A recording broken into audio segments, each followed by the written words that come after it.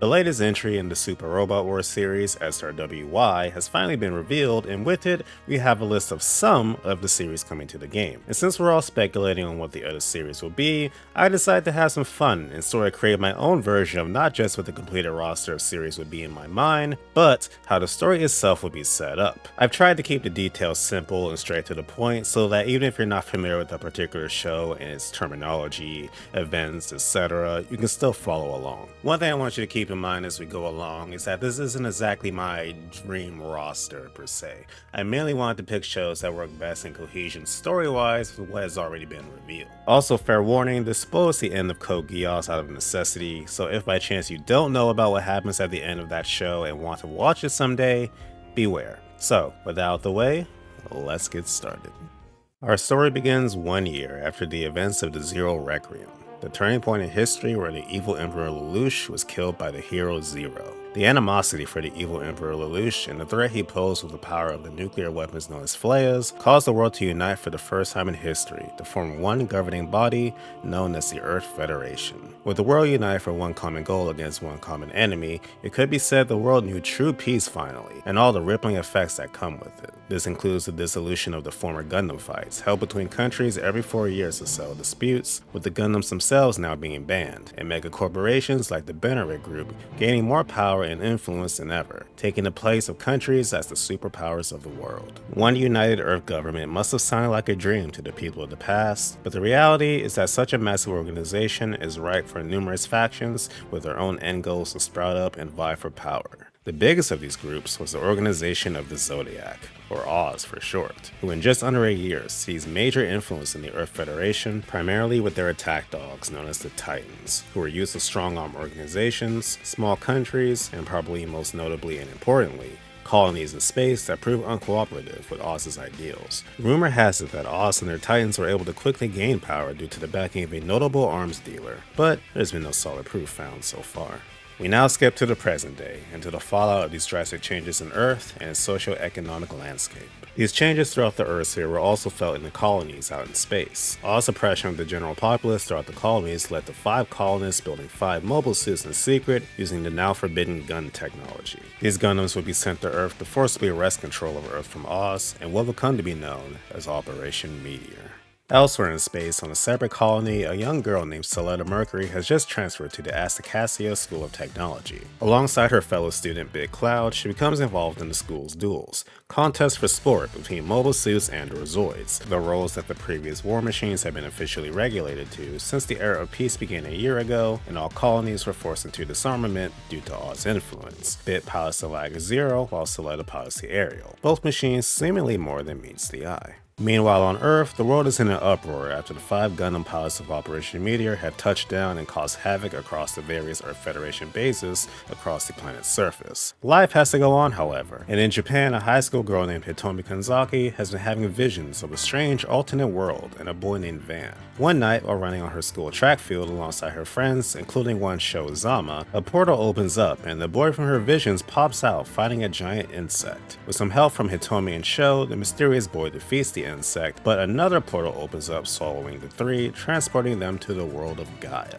It's here that Van is revealed to be a prince of the kingdom Fenelia, and with this he's able to pilot the knight Escaflowne in order to protect his kingdom. Sho obtains the knight Dunbine in order to help Van and to hopefully find a way to get himself and Hitomi back home to Earth. Around this time, another high schooler in Japan by the name of Camille Bidon is running late to school when a member of Oz's Titans overhears his name and insults it for sounding feminine. This leads to a string of events that will see Camille joining the AUK, the Anti-Earth Union Group, a colonist organization, or terrorist group depending on who you ask, that started ramping up anti-Titan armed interventions. After finally obtaining peace for a short year, it seems the Earth has been plunged into the fires of war once again.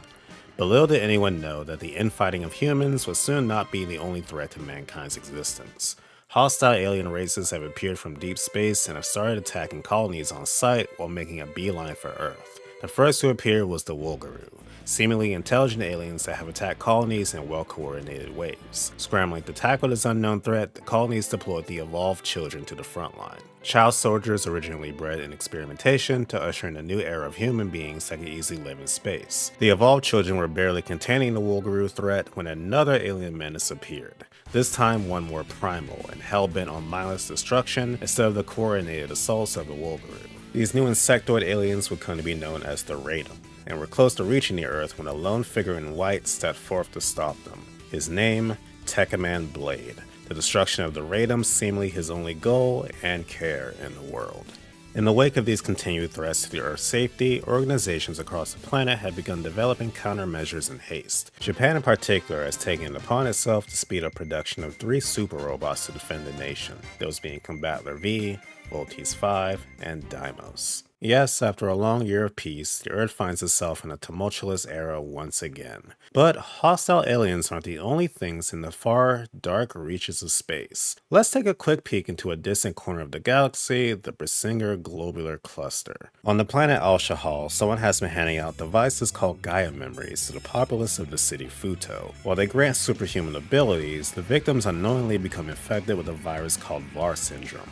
It makes them go berserk and turn into monsters called dopants that attack anything in sight. In light of this chaos, the city is being defended on 2 fronts. The air is defended by Delta Flight, a squadron of ace pilot Valkyries, and the ground is defended by 2 entities. The first being the Idol Squad Valkyrie, whose music has the effect of calming down those infected by VAR syndrome. The second entity is Kamen Rider Double, a masked hero that protects the idols of Valkyrie and takes on dopants in hand-to-hand combat. How this isolated conflict will impact the distant crisis on Earth remains to be seen, but it will require the combined strength of all our heroes to overcome. Now we travel even further away, yet also, at the same time, to a place we've been before, planet Earth, though a very different one from the one we've known. To say that this Earth is on the brink of destruction would be a gross understatement. The planet is done for. Angels, the Andromeda Stellation, and the beings simply known as Zero have wiped out the overwhelming vast majority of not only humanity, but all life and beauty on the planet, from the oceans to the trees to the animals. As the planet breathes its last gasp of breath, 2 of the few unfortunate remaining beings on the planet, the android Minerva X and the godlike figure Rosifon, muster the last of their energy and perform a miracle, transporting the souls of this Earth's previous heroes to another timeline at an earlier date for a fate chance at ferrying out a way this time to defeat the incoming invasion of evil. Their destination, our Earth. But unfortunately for Minerva and Rosifon's wishes, evil is tenacious, and none escapes the eye of Zero, no matter the reality or dimension. The arrival of these new heroes to our Earth has brought with it its own set of troubles, and now a dire situation has turned bleak. But that's what our heroes are here for, and you'll have to guide them to victory despite the odds in Super Robot Wars Y.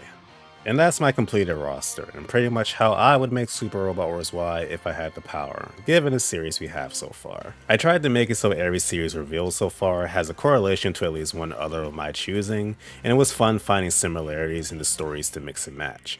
Like I said in the beginning, I tried to keep the details pretty simple so anyone could follow along. Like, I could have got really into the weeds of the plot details and made some things work even better with some more tweaks, but I'm pretty happy with the end result.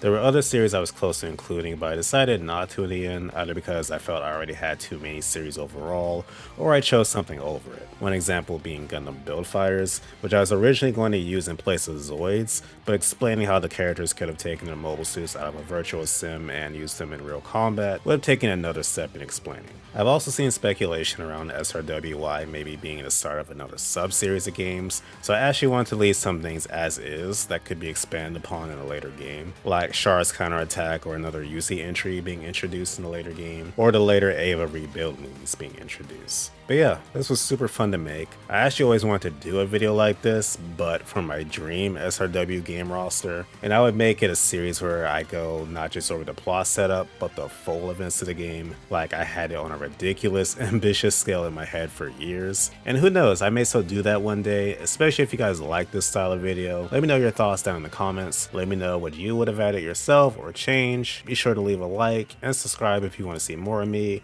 and I will catch you later. See ya.